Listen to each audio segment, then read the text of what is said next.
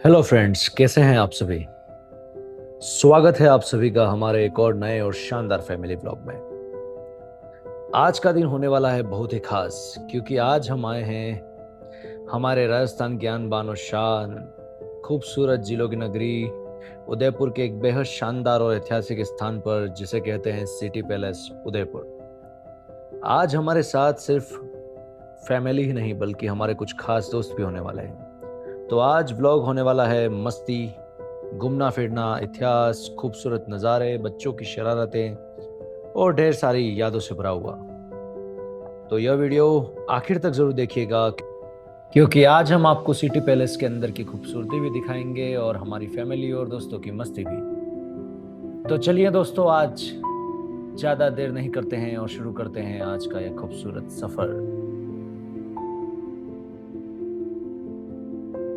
तो इस खूबसूरत सफ़र की शुरुआत में ही हम लोगों ने डिसाइड किया कि हम लोग पहले पेट पूजा करेंगे, फिर कोई और काम करेंगे।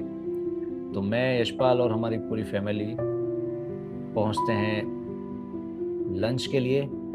लंच में यशपाल बड़े ही मज़ेदार अंदाज में ऑर्डर देते हैं। खाने के ऑर्डर में कई तरह की चीज़ों के बारे में डिस्कस करने के बाद फाइनल होता है कि हम लोग ऑर्डर करेंगे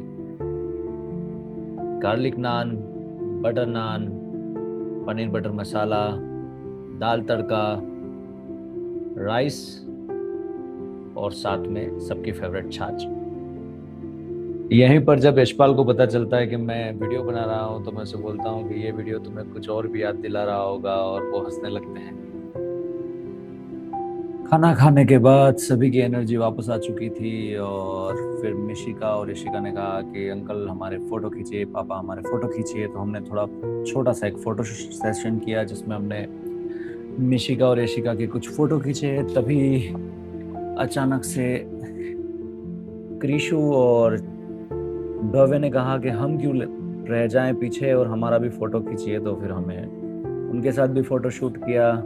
आप देख सकते हैं कि भव्य बोल रहा है कि मुझे और फ़ोटो खिंचवाना है, और इस तरह से हमने यहाँ फ़ोटो खिंचवा कर और आगे की और कुछ किया। और जैसा कि हमारे देश में अब त्योहारों का सीज़न शुरू हो चुका है, इसी की वजह से शायद पूरे शहर में बहुत ज़्यादा ट्रैफिक था।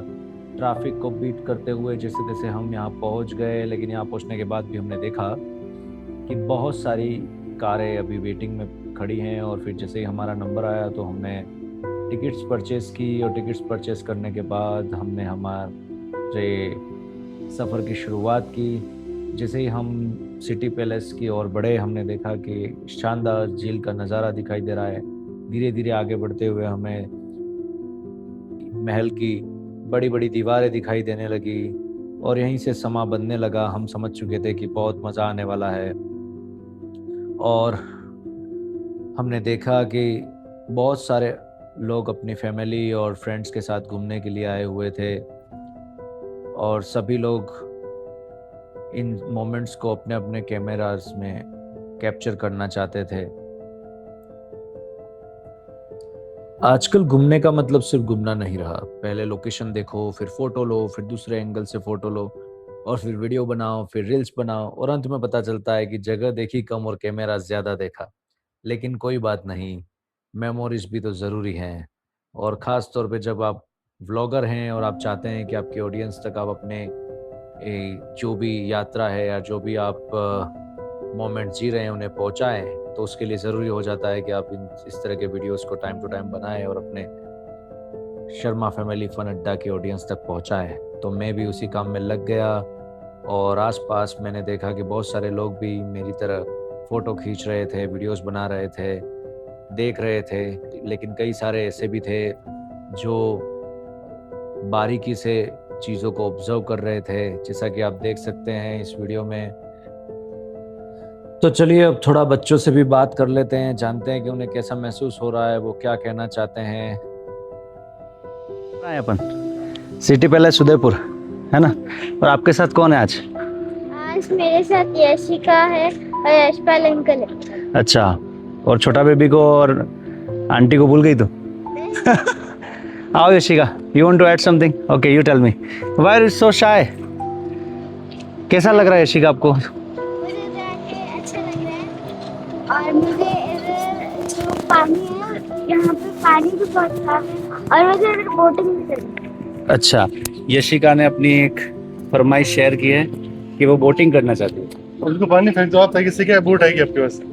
इसको पानी फेंक दो, ये मेरा माइक है। फिर पानी फेंकोगे ना तो मछली ढूंढ के लेके आएगी और वो मछली फिर आपके साथ में रहेगी। ठीक है? और घूम लिया। हियर दे कम। तो आइए देखते हैं महल को और करीब से। जैसे ही मैं महल की तरफ अपना कदम बढ़ाता हूँ, मैं देखता हूँ कि सामने की ओर कुछ घोड़े बंधे हुए थे। जैसे ही मैं यहाँ पहुँचा, यहाँ मुझे गार्ड साहब ने अपनी टिकट दिखाने को कहा। मैंने अपनी टिकट दिखाई और फिर मैं महल की ओर बढ़ गया। चलिए महल के अंदर के दृश्यों को देखने के साथ साथ ही हम जानने की कोशिश करते हैं कि सिटी पैलेस उदयपुर कब बना था। तो यह महल बना था लगभग 400 साल पहले। इसका निर्माण जो है वो 16वीं शताब्दी में शुरू हुआ था और अलग अलग महाराणाओं ने समय के साथ इसका विस्तार किया। दोस्तों, सोचिए हम जिस जगह पर खड़े हैं, यहाँ करीब 400 सालों से मेवाड़ का इतिहास सांस ले रहा है। ये सिर्फ एक पैलेस नहीं है, बल्कि कई पीढ़ियों, राजाओं और कहानियों का जीवंत इतिहास है। उदयपुर को अगर झीलों की नगरी कहा जाता है, तो सिटी पैलेस उसकी शाही पहचान है। यह पैलेस केवल एक हिस्टोरिकल मॉन्यूमेंट नहीं है, बल्कि मेवाड़ की कला, संस्कृति और राजसी विरासत का जीवंत प्रतीक भी है। उदयपुर और इसके रॉयल लोकेशंस ने कई भारतीय और अंतर्राष्ट्रीय फिल्मों को भी आकर्षित किया है। सिटी पैलेस और आसपास के शाही लोकेशंस की सिनेमैटिक ब्यूटी दुनिया भर में प्रसिद्ध है। सिटी पैलेस सदियों तक मेवाड़ के शाही परिवार का प्रमुख निवास और सत्ता का केंद्र भी रहा है। पैलेस की कुछ जगहों में आपको लेक पिछोला, जग मंदिर, पुराने शहर और आसपास की पहाड़ियों का शानदार पैनोरामिक व्यू भी मिलता है। पैलेस के अलग अलग हिस्सों के नाम और उनकी अलग अलग विशेषताएं, जिससे पूरा परिसर बेहद इंटरेस्टिंग बन जाता है। पैलेस के कई हिस्सों में ग्लास वर्क और मिरर वर्क देखने को मिलता है, जो उस समय की कला की उत्कृष्टता को दिखाता है। सिटी पैलेस के अंदर अलग अलग महल, आंगन, गलियारे, कमरे और शानदार बालकनीज भी हैं। इसके आर्किटेक्चर में राजपूत शैली के साथ मुगल प्रभाव भी दिखाई देता है। पैलेस से लेक पिछोला का शानदार दृश्य दिखाई देता है, जिसे जग मंदिर और आसपास की खूबसूरती और खूबसूरत पहाड़ियों के साथ और भी ज्यादा रोमांचक तरीके से महसूस किया जा सकता है। सिटी पैलेस को राजस्थान के सबसे बड़े राजमहल परिसरों में भी गिना जाता है। सिटी पैलेस का निर्माण शुरुआती तौर पे अगर कहा जाए तो महाराणा उदय सिंह द्वितीय ने किया था। राजस्थानी आर्किटेक्चर की खूबसूरती और रॉयल डिजाइन इस पूरे पैलेस को एक अलग पहचान देते हैं। सोचिए दोस्तों, जब उस समय न मॉडर्न मशीन्स थी, न कंप्यूटर डिजाइन, फिर भी इतनी शानदार डिटेलिंग। आज भी इन डिजाइन्स को देखकर लोग हैरान रह जाते हैं। तो दोस्तों, अब हम पहुंच गए हैं सिटी पैलेस के उस हिस्से में जो हिस्ट्री और युद्धों में इंटरेस्ट रखने वाले लोगों के लिए शायद सबसे फैसिनेटिंग हो सकता है। यहाँ मौजूद है मेवाड़ की शानदार आर्म्स एंड आर्मरी कलेक्शन। सोचिए दोस्तों, आज से सैकड़ों साल पहले जब युद्ध होते थे, तब सैनिकों और राजाओं के पास आज जैसी आधुनिक टेक्नोलॉजी नहीं थी।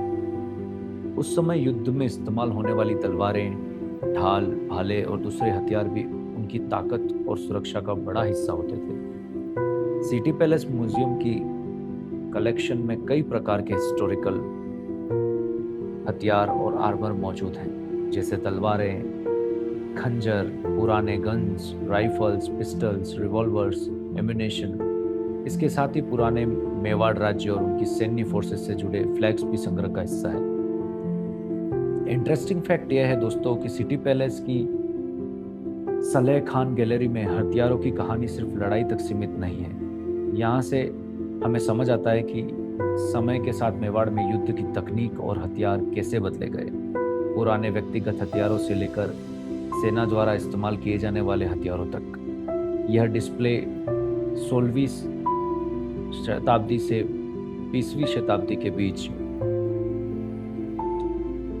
मिलिट्री हिस्ट्री को समझने का मौका देते हैं। तलवारों के बारे में अगर बात की जाए तो आज हम इस म्यूजियम में रखी तलवारों को एक वेपन की तरह नहीं देखते हैं, बल्कि उस समय के एक योद्धा की पहचान, सम्मान और शौर्य का प्रतीक मानकर देखते हैं। सोचिए इन हथियारों के पीछे की कहानियां क्या रही होगी। कितने युद्ध, कितने योद्धा और कितनी ऐतिहासिक घटनाएं। आर्मर की बात करें तो दोस्तों ये सिर्फ हथियार ही नहीं है, योद्धाओं की सुरक्षा भी उतनी महत्वपूर्ण होती है। इसलिए बॉडी आर्मर और दूसरे प्रोटेक्टिव इक्विपमेंट का इस्तेमाल भी उस समय किया जाता था। सिटी पैलेस म्यूजियम की कलेक्शन में आर्म्स और आर्मर्स दोनों महत्वपूर्ण हिस्से हैं। मेवाड़ की वॉरियर ट्रेडिशन को समझने में इनका बड़ा योगदान है। दोस्तों, जब मेवाड़ के शौर्य की बात होती है तो एक नाम सबसे पहले हमारे मन में आता है, जो कि है वीर शिरोमणि Maharaja Maharana Pratap. City palace museum की प्रमुख अट्रैक्शंस में श्री महाराणा प्रताप से जुड़ा आर्मर भी शामिल है, जिसे म्यूजियम की महत्वपूर्ण हिस्टोरिकल कलेक्शन में गिना जाता है। और दोस्तों, यही वो बात है जो इस जगह को सिर्फ एक टूरिस्ट डेस्टिनेशन नहीं रहने देती। यह जगह हमें मेवाड़ के शौर्य, संघर्ष और इतिहास से जोड़ती है। इन दीवारों के बीच रखे हथियार सिर्फ लोहे के बने हुए सामान नहीं है। ये उस दौर की कहानियां हैं जब शौर्य, सम्मान और अपने राज्य की रक्षा के लिए योद्धा मैदान में उतरते थे।